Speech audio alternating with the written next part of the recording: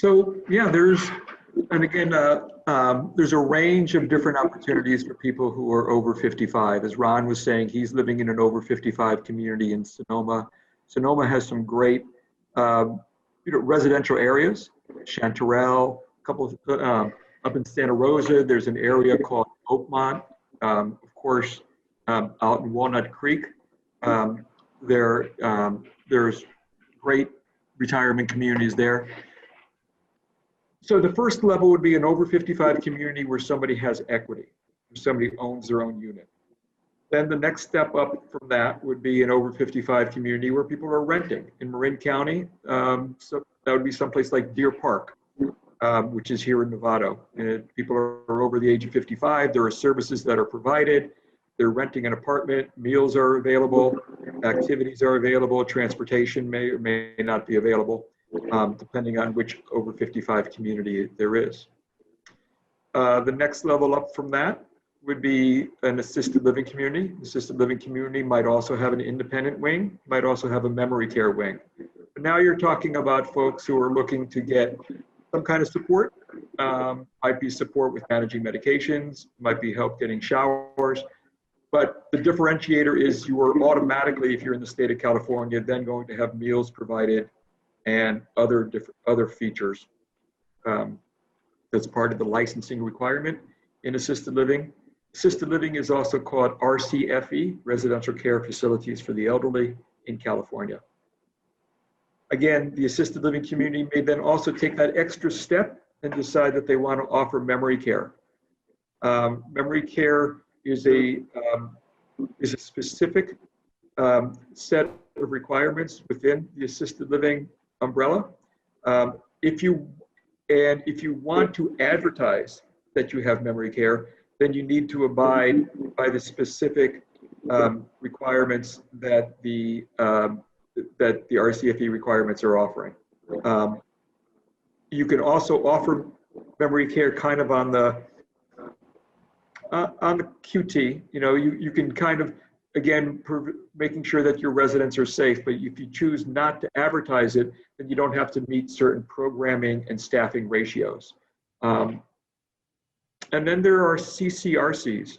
We were hoping that perhaps Marcus Godfrey from Villa Marin was going to be able to join us today. Villa Marin is one example of a CCRC, a continuing care retirement community, which means that they offer, in addition to independent living, they may indeed be offering assisted living, they may indeed be offering memory care, but most importantly, they offer a skilled nursing component on site. In Marin County, the ones that would kind of fall under the CCC umbrella, even if they don't necessarily call themselves a CCRC, would be Villa Marin, which is an equity situation, the Tamalpais, which has their own doctors on staff, Aldersley, which also has a skilled nursing wing, and the Redwoods, which is a beloved institution of over 40 years old down in Mill Valley. So each of those do a different economic model. And again, that's the wonderful thing about Marin County, is that there are 16 or 18 large different communities that offer some kind of assisted living, as well as a number of smaller communities. And people can just kind of find the right fit.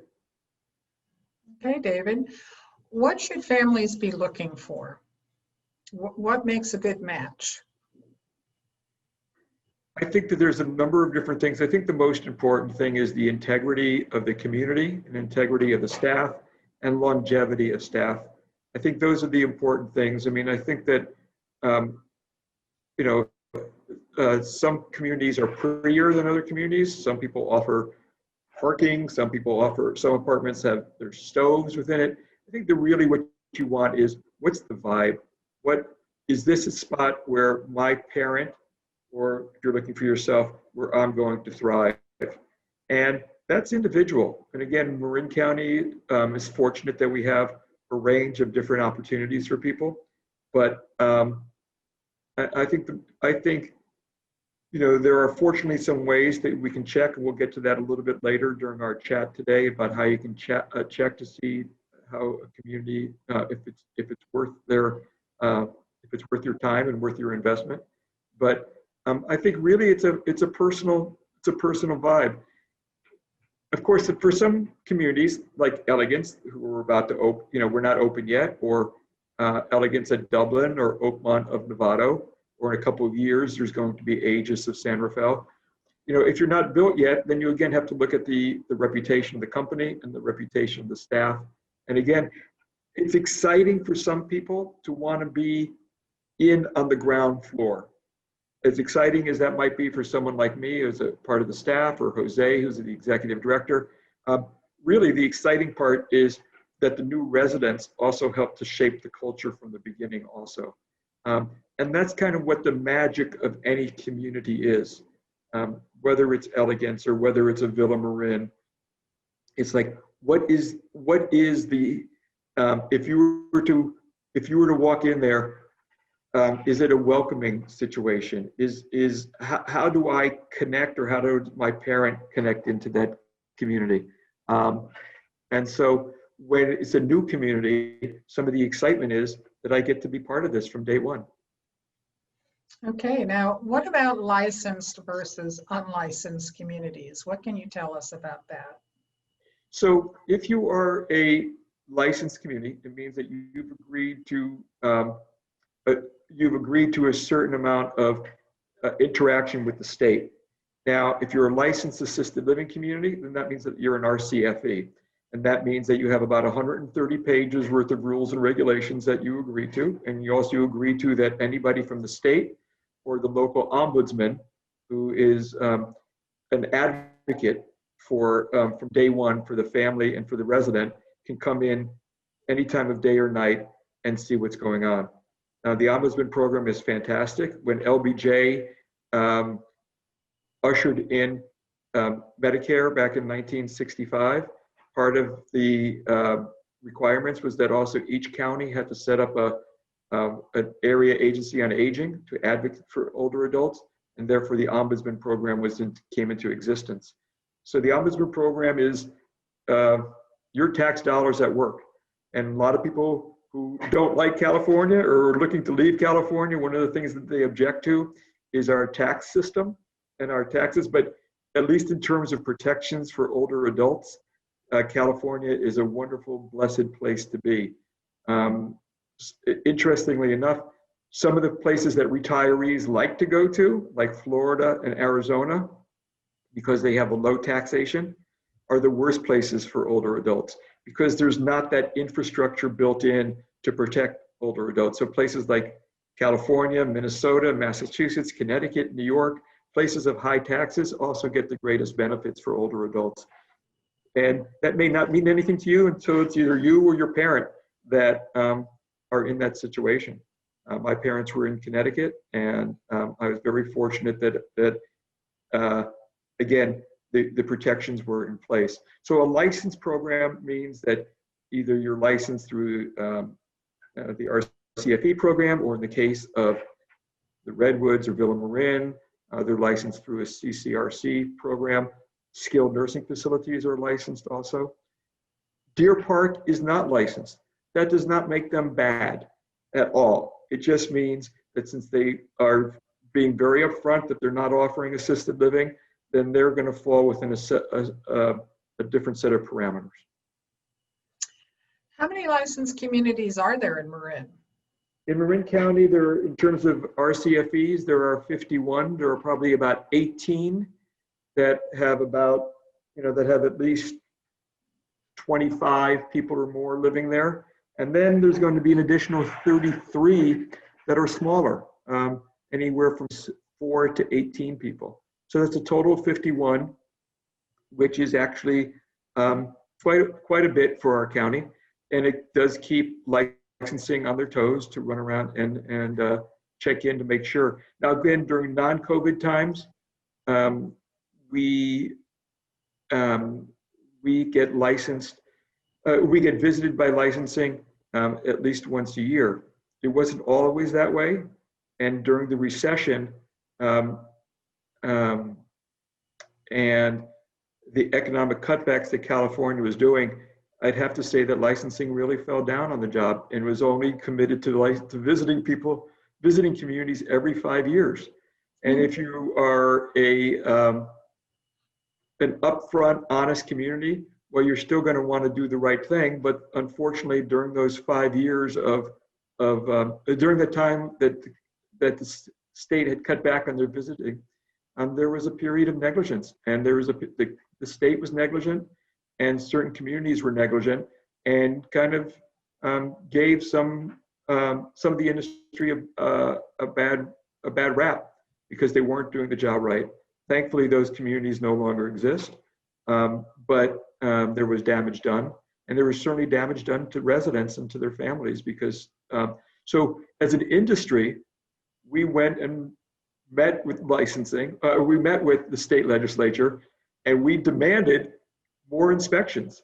And you being on these meetings with, whether they were Democrats or Republicans, it didn't matter, you being on these meetings and they're stepping back and saying, wait a minute, you're an industry that wants more government oversight? And we were like, yeah, people are paying a lot of money to live in our communities.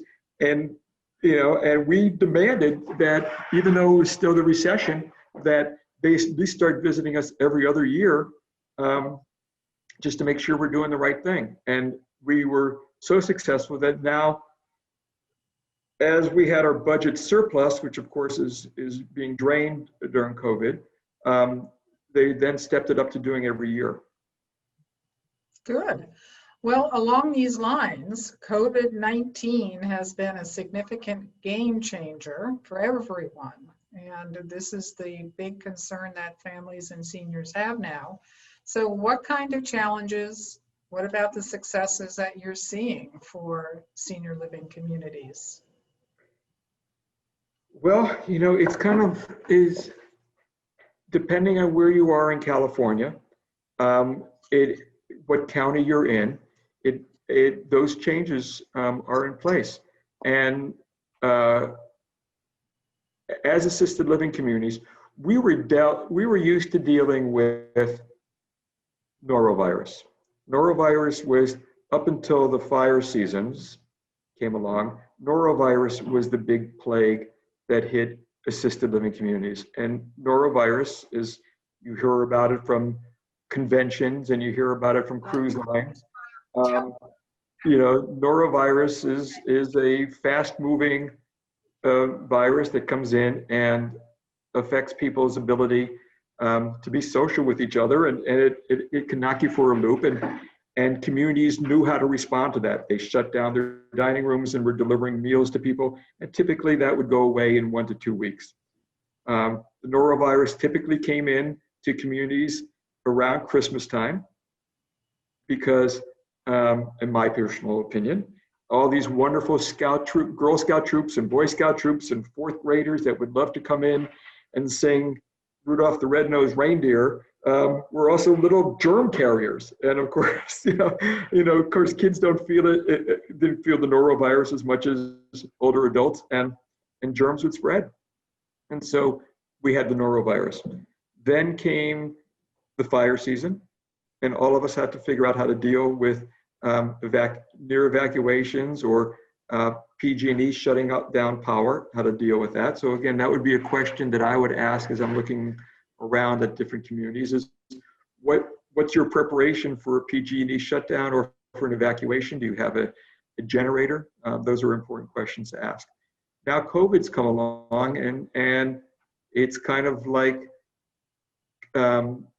norovirus and PG&E shutdowns on steroids. It's kind of like, what do you have to do? What do you do and how do you do it? And you are under the guidance of course, the national CDC.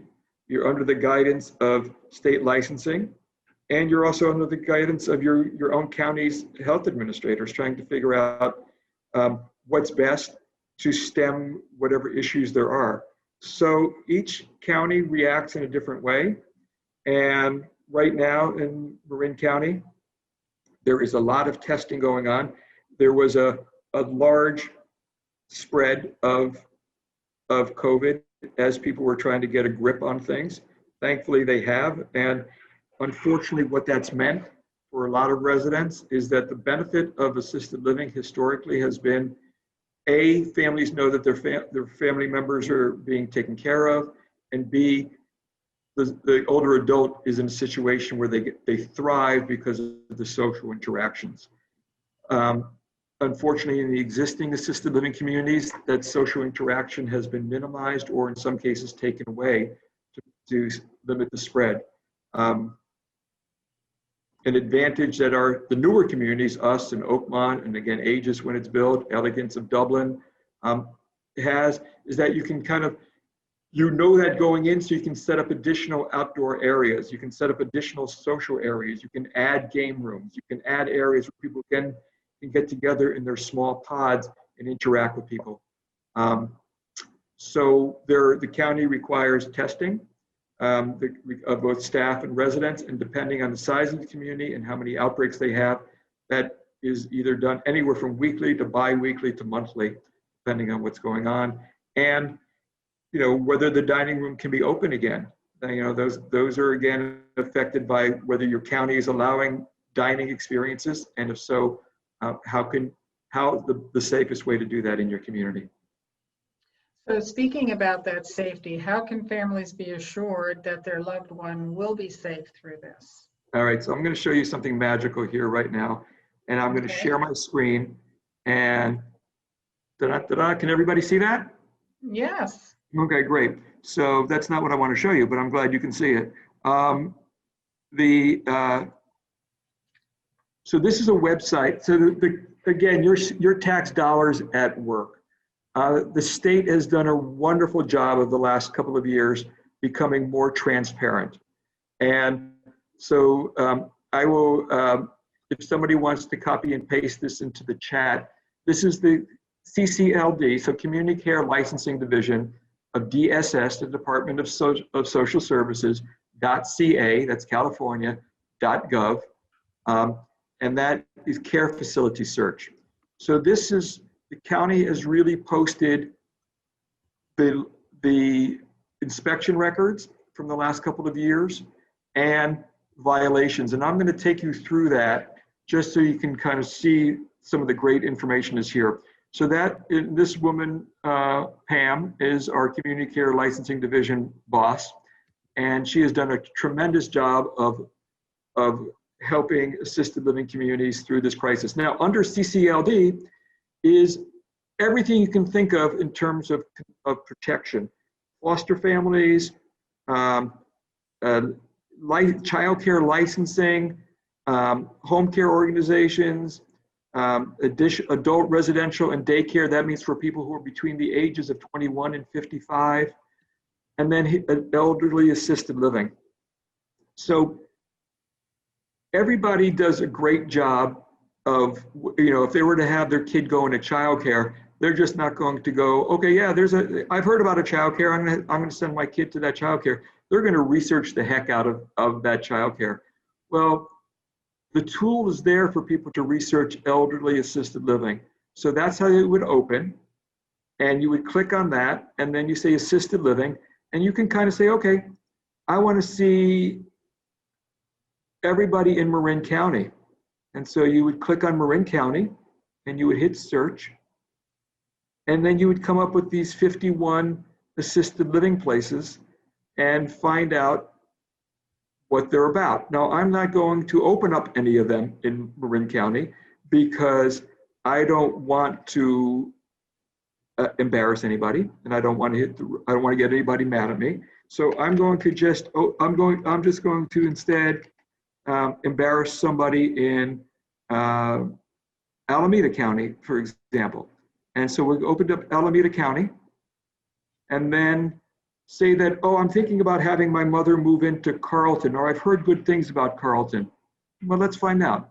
So let's go to Carlton. Is an outstanding California-based company, which has a high reputation, a great reputation. And I just kind of want to show you that how that works. So now we're at Carlton Plaza of Fremont.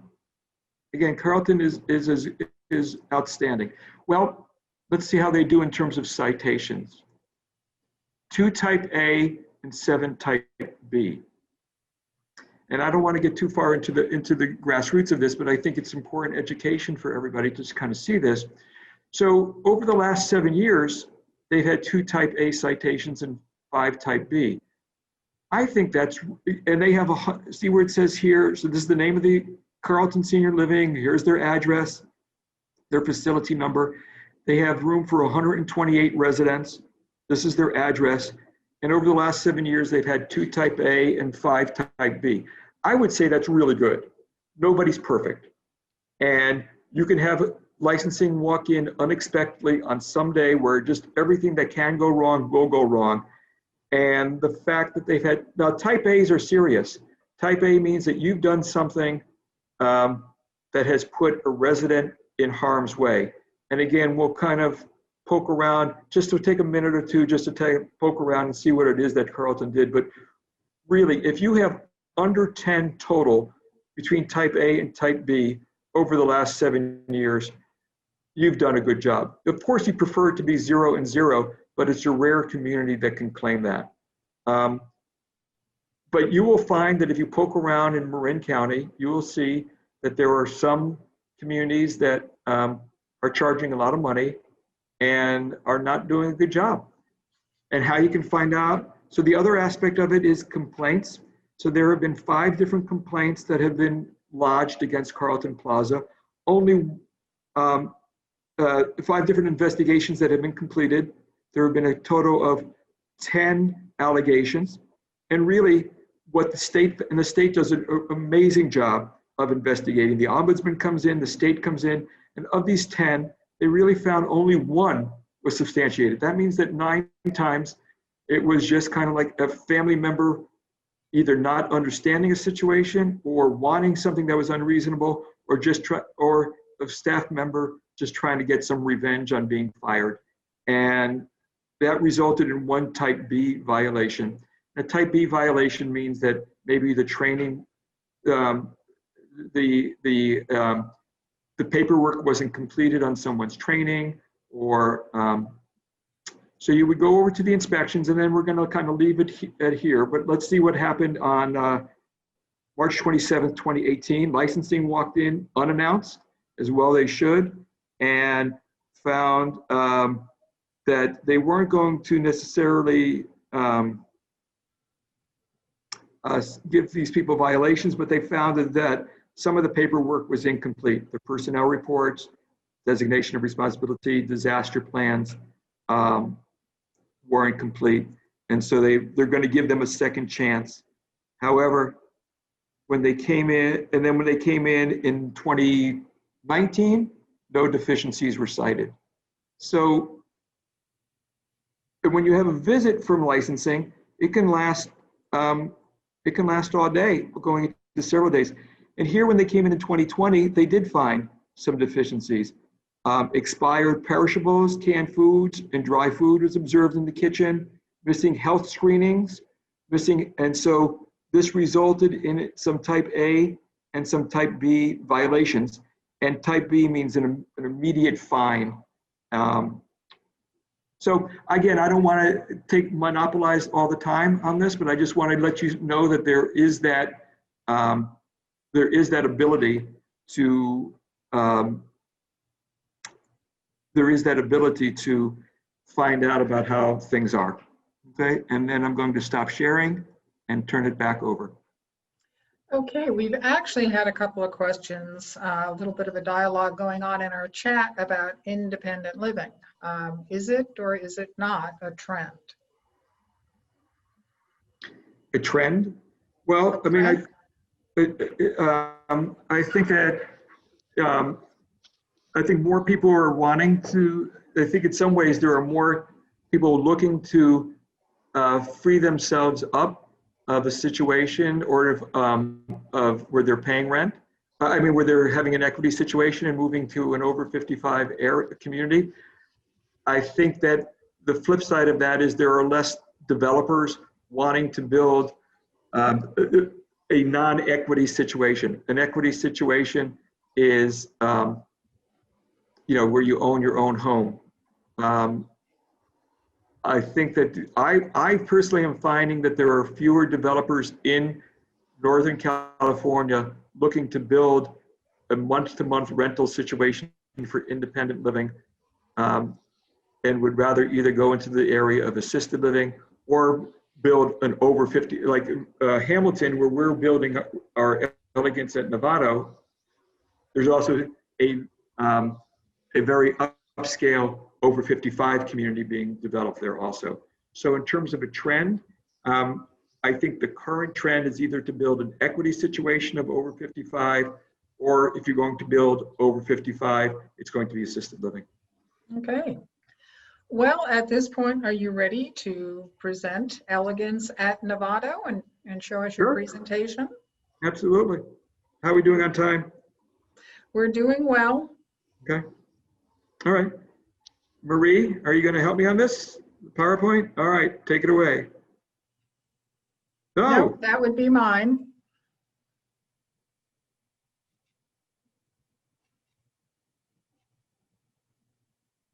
Maria's been doing a great job for us, by the way. I really have enjoyed everything that she's done in terms of coaching us about Zoom. It's one thing just to click the button, and it's another to actually create this. So here we are. David, take it away. All right. Next page. Did I get it? Okay. Yeah. Hold on. All right, so Elegance in Novato is a 40 assisted living and 40 memory care being built at the site of the historic Hamilton Hospital. We are 75% complete right now, and that's fine. We're 75% complete right now.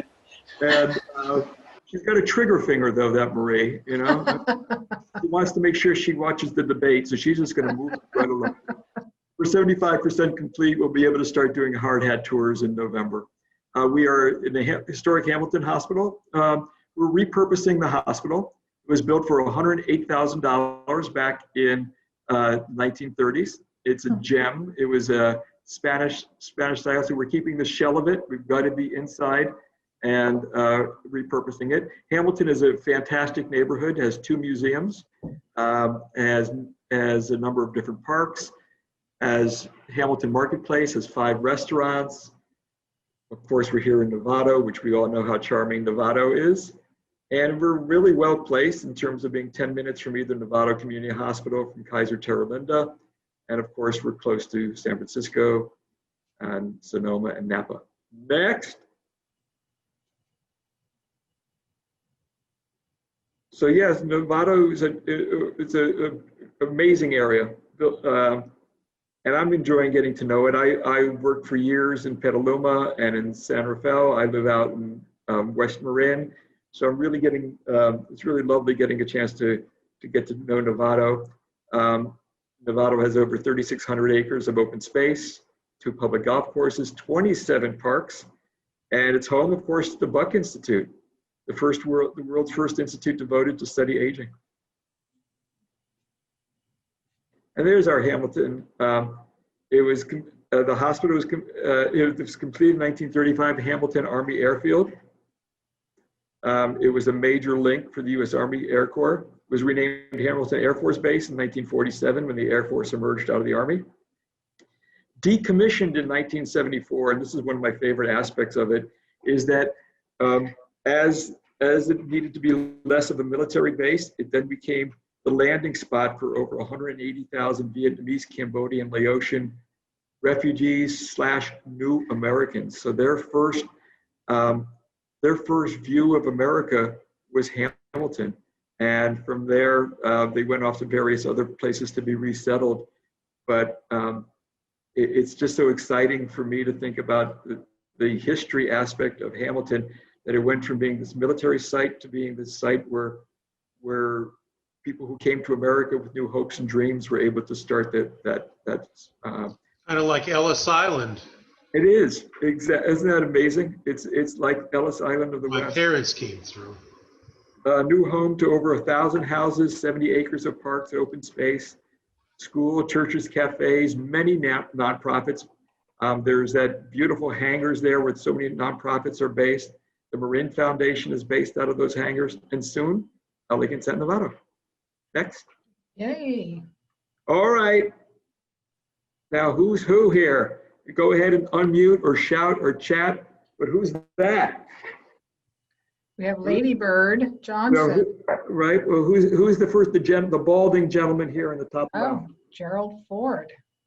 Exactly, that's Gerald Ford, and he was on his way to visit the geysers up the geothermal power field in Sonoma County, so he visited in April 1975.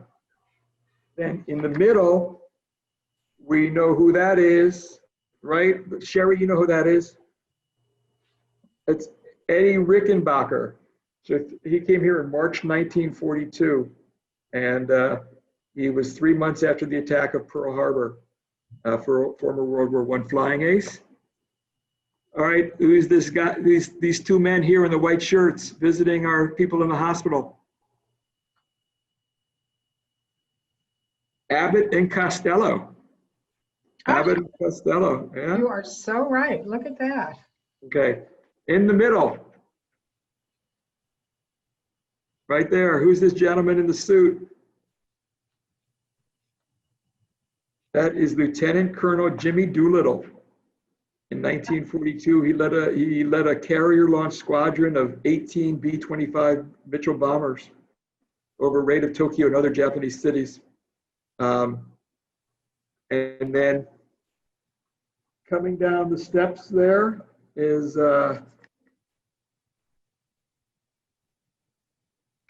Harry Truman. And this isn't just any visit by Harry Truman. He was arriving to sign the United Nations Charter in San Francisco. So he visited people in the hospital, and then he went off to San Francisco as remember, the United Nations was based out of San Francisco at the time. And Lady Bird visited in October 1966, and she was on her way to do something that's really important for any of us Marin Countyites. She was on her way to Point Reyes, to dedicate Point Reyes National Seashore. Okay, next. Oh, Elegance. So Elegance Living is based out of Baltimore. Our goal is to create an elegant experience in which everyone can be distinctive and live fully, whether they are in assisted living or memory care. It's a very, very much resident-focused program. We have over 40 communities in 14 states. Elegance at Dublin. Oh, we got to update this slide, Jose. Elegance at Dublin is going to be opening in November. We'll be opening in February. Elegance at San Gabriel will be opening. And then we're going to establish a little bit more of a footprint here. We're going to have Elegance of Berkeley, Elegance of San Francisco, Elegance of Concord, and several other spots here in the Bay Area. Next. Ooh, and that's how we're going to look. And this is some of our interior features. We'll have a dining patio, courtyard with fireplace. Next, we're also going to have an outdoor bistro, full service bar. Monthly fee includes all utilities, weekly housekeeping and linens, Wi-Fi, maintenance, fitness center, scheduled transportation, 24-hour staffing. Next. There's that cafe with outdoor seating, 4th floor, full service bar. Private dining room, in-home restaurants. So again, because we're learning from COVID, we're going to have a number of different areas where people can still be social and still have social distancing. State-of-the-art spa and salon, movie theater, multiple activity room. Next. Restaurant style dining. Elegance is noted for their incredible food, and Elegance. What we do also is we capture the cuisine of the area. So we're definitely going to have some California styled menus with a feature of Napa and Sonoma County. Next. So again, for people who don't know what assisted living is, it's part of the continuum long-term care services, providing support. Where again, the essence of it is we are assisting people to do things for themselves. We focus on the individual experience and enhance it with tailored programming and incredible dining and social adventure. Next. Life 2.0 is our signature memory care program. It's really exciting. Jose has a lot of background in this area. He's our executive director. And again, taking the standard memory care program and just really ramping it up. Whether instead of, we'll have our visiting pets of dogs and cats, but we'll also have horses or camels or llamas. Just again, helping people celebrate life wherever they are on this spectrum of assisted living and aging. Next. So we can help people do with medication management, dressing, bathing, transferring, escorting back and forth to activities, personal grooming, incontinence care, personal laundry. Next, in our wellness center, I'm not sure why we're so excited about Sienna at Otay Ranch, but we're definitely excited about Elegance at Novato and our wellness center and full-time nurse oversight, 24 hours staffing, full-time health and wellness director, visiting podiatrist. Next. Kitchenettes, refrigerator, microwave, emergency call systems, walk-in showers. Everybody can control their heat and air conditioning. That's always important to people. And of course, people can furnish it whatever way they like. That's wonderful about the refrigerator and microwave. That's great. Yeah. Kitchenette. There are some of our features. So in studios, in memory care and assisted living, and some people in memory care prefer shared to have a roommate, and so they'll be able to do so. Also, sometimes it's a husband-wife wanting a shared memory care suite. They can do that. And then, of course, in assisted living, we'll have 1 bedrooms and then 2 bedroom, 1 baths. How many 2-bedrooms do you have, David? We have 7 2-bedroom, 1 baths. We have 2 studios, and the rest of it is 1 bedrooms because that's what people like to have. We have a Hamilton Society, and where people who are early depositors get to get special benefits by being among the first group of depositors. And again, it's there's a totally refundable deposit, and it gets them certain benefits, and they change their mind to decide not to move in, then they get their deposit back. Next, please. And there it is. That's the Hamilton Society. That one we saw before was 20,000. Right now, the program is 15,000. As we get closer to opening, our promotions change. And certainly, you can ask me or Haiti, who's also on this call, about the information. We'll be happy to supply it. Next. And so we are Jose, the executive director. There's me. We also have Haiti. And Haiti is also the director of sales and marketing. And she came to us with also years of experience in the assisted living field. Next. Keep going. There's some more views of how we're going to look when we're finished.